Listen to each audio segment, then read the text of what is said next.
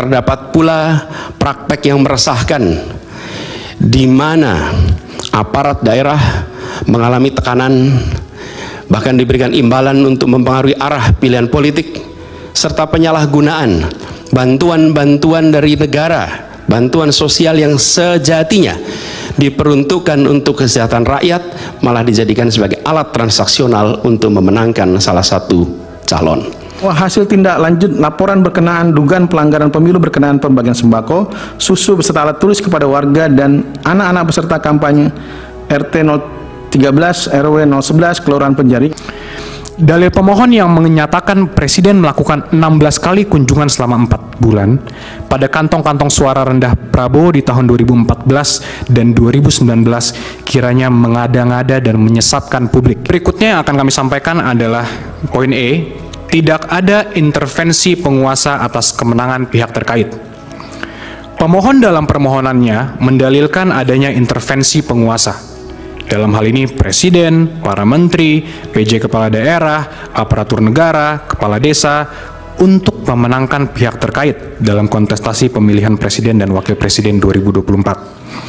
Dalil pemohon tersebut selain mengada-ngada dan menyesatkan, juga menafikan semua usaha, strategi, kerja keras partai politik pengusung, kelompok relawan, dan tim pemenangan di pusat maupun daerah dalam memperjuangkan kemenangan pihak terkait pada pemilihan Presiden dan Wakil Presiden tahun 2024. Senyatanya, berbagai kampanye dan strategi pemenangan telah dijalankan pihak terkait dengan melibatkan konsultan dan para profesional di bidangnya untuk mendapatkan kepercayaan dan dukungan pemilih dalam memberikan suara kepada pihak terkait.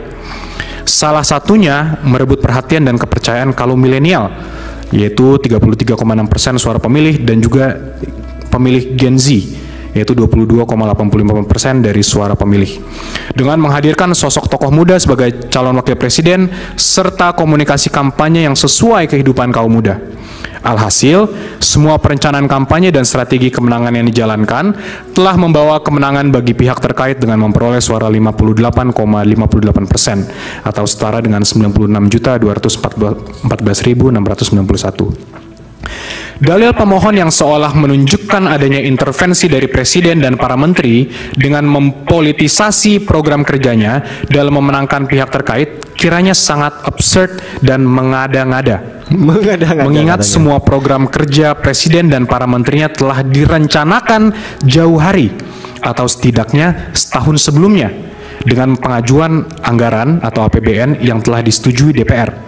Sehingga bagaimana mungkin program kerja pemerintah tersebut dikait-kaitkan dengan kontestasi pemilihan Presiden dan Wakil Presiden tahun 2024. Selanjutnya mengenai dalil pemohon tentang kenaikan gaji dan tunjangan penyelenggara pemilu di momen kritis adalah dalil yang keliru dan sangat mengada-ngada. Karena hal tersebut merupakan program Kementerian Pendayagunaan Aparatur Sipil Negara dan Reformasi Birokrasi atau PAN-RB yang telah ditetapkan pada tahun anggaran sebelumnya. Tapi pernah nggak ya kalian itu diancam oleh kepala desa untuk mencoblos Prabowo, dan kemudian pernah merasa nggak kalian itu mencoblos Prabowo itu cuma hanya gara-gara dapat bansos? Pernah? Selanjutnya mengenai politik uang di TPS 029 Desa Karanggintung, Jawa Tengah telah dijelaskan sendiri oleh pemohon bahwa perbuatan tersebut dilakukan oleh aparat desa kepada PPS. Kira-kira ini yang betul seperti apa? Apa sesuai dengan apa yang disampaikan oleh tim hukum Anies? Apa memang yang benar itu yang disampaikan oleh tim hukum 02? Tidak pernah tercatat sebagai tim kampanye baik di tingkat nasional maupun daerah. Adapun terkait tuduhan pencoblosan lebih dari 1 kali, tidak jelas dilakukan oleh siapa dan untuk kepentingan siapa, sehingga biarlah diproses oleh Bawaslu agar persoalan menjadi terang dan dapat dimintai pertanggungjawaban dari pelakunya. Demikianlah halnya dengan bantuan sosial atau bansos dari pemerintah. Itu adalah program kerja yang telah berjalan selama ini, termasuk di luar tahun pemilu dengan pengaturan melalui Perpres nomor 63 tahun 2017. Program bansos ini ditujukan bagi seseorang, keluarga, kelompok, atau masyarakat miskin, tidak mampu dan atau rentan terhadap risiko sosial, di mana sangat berbeda dengan target suara pemilih milenial dan Gen Z yang hendak diraih pihak terkait. Ya, teman-teman, selamat datang kembali di channel ini. Gugatan hasil pemilu tahun 2024 ini terus berlanjut di Mahkamah Konstitusi, di mana kubu 01 dan 03 menggugat hal itu dan kubu 02 membela terhadap apa yang digugat ya oleh kubu 01 dan 03. Artinya ya kubu 02 membentuk tim pembela Prabowo Gibran. Nah, kita lihat apa saja tuntutan Anies Muhaimin di dalam sengketa Pilpres tahun 2024 ini di Mahkamah Konstitusi. Di sini ditulis teman-teman bahwa ada 9 tuntutan Anies Muhaimin ya selaku paslon nomor urut 1 ini atas sengketa Pilpres di Mahkamah Konstitusi. Ya, lengkap ini 9 tuntutan Anies Imin di sidang sengketa Pilpres di MK.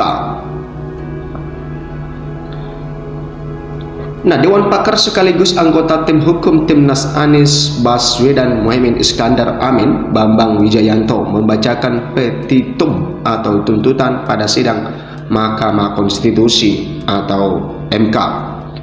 Petitum tersebut berisi sejumlah tuntutan agar pemilihan presiden diulang dengan mendiskualifikasi calon pasangan nomor urut 2 Prabowo Subianto dan Gibran Rakabuming Raka atau hanya mendiskualifikasi Gibran. Nah, ini salah satunya teman-teman, bahwa mereka menuntut agar yang dilakukan pemilihan presiden ulang ya dengan mendiskualifikasi calon pasangan nomor urut 2 yaitu Prabowo dan juga Gibran. Artinya di dalam pemilihan ulang itu hanya 2 paslon yang berkontestasi, yaitu paslon nomor urut 1 dan paslon nomor urut 3, sedangkan paslon nomor urut 2 yang dinyatakan menang oleh KPU didiskualifikasi. Itu permintaan dari kubu Anies Muhaimin. Yang kedua adalah salah satunya didiskualifikasi, yaitu misalnya cawapres dari 02 yaitu Gibran mendiskualifikasi, sehingga nantinya di pemilu ulang maka tetap 3 paslon yang berkontestasi, tetapi Prabowo Subianto tidak lagi ya bersama dengan Gibran, maka tentu mencari ya cawapresnya yang lain. Nah, berikut isi lengkap petitum atau tuntutan dari pasangan Anies Rashid Baswedan Muhaimin Iskandar. 1. Mengabulkan permohonan pemohon untuk seluruhnya.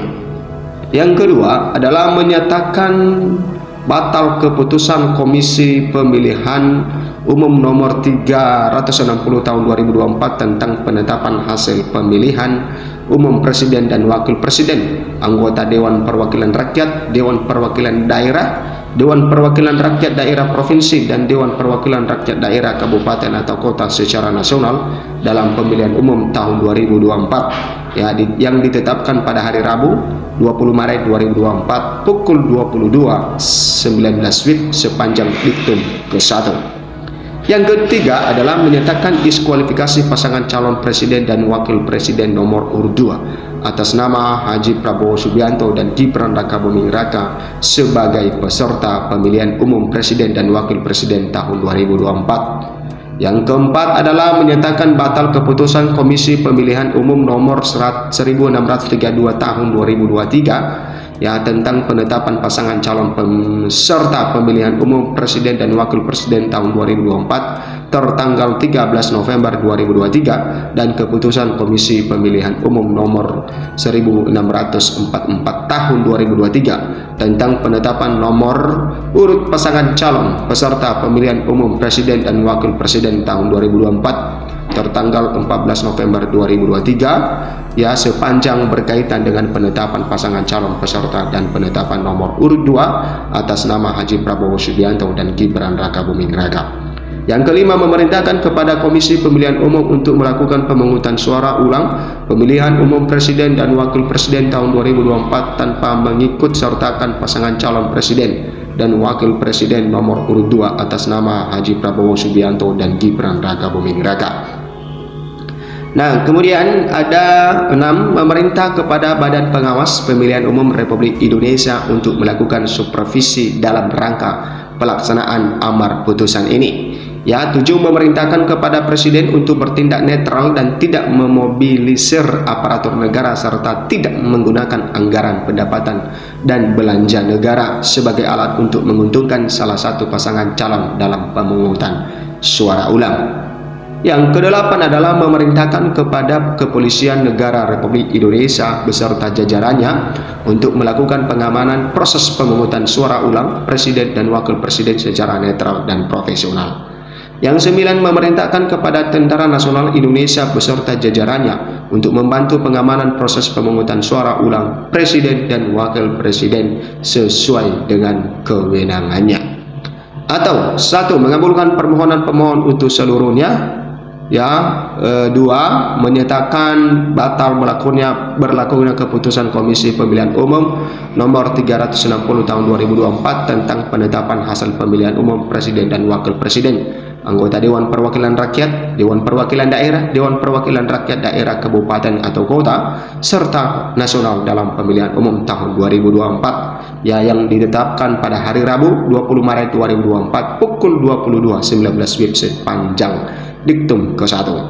Yang ketiga menyatakan diskualifikasi calon wakil presiden nomor urut 2 atas nama Gibran Rakabuming Raka sebagai peserta pemilihan umum presiden dan wakil presiden Republik Indonesia tahun 2024 karena tidak memenuhi syarat sebagai pasangan calon peserta pemilihan presiden dan wakil presiden tahun 2024. Yang keempat adalah menyatakan ya